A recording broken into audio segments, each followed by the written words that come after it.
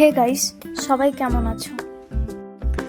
প্রিয়াংশুর exam শেষ, ওই জন্য বৌদি আরও বাড়ি গেছেন। আমি একা আছি, তো আজকে আর হোটেল থেকে কিনে আনতে ইচ্ছে হলো না। ভাবলাম নিজের জন্য কিছু রান্না করি। কোনোদিন সেরকম নিজের জন্য স্পেশালি রান্না করা হয় না, তাই আজকে ভাত আর আলু সিদ্ধ করব।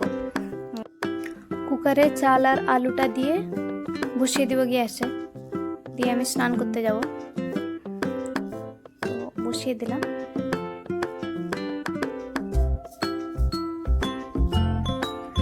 স্নান করে আমি চলে এসেছি, তো একটা ডিম ভেজে নিব।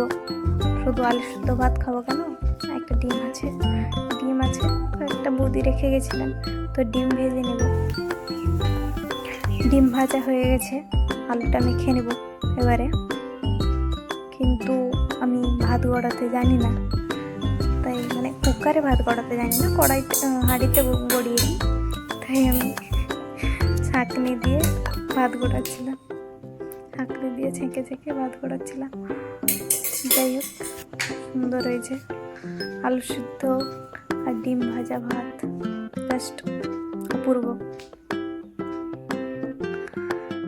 তো আজকের ভিডিওটি এই পর্যন্ত। কেমন লাগলো কমেন্ট করে জানাবেন।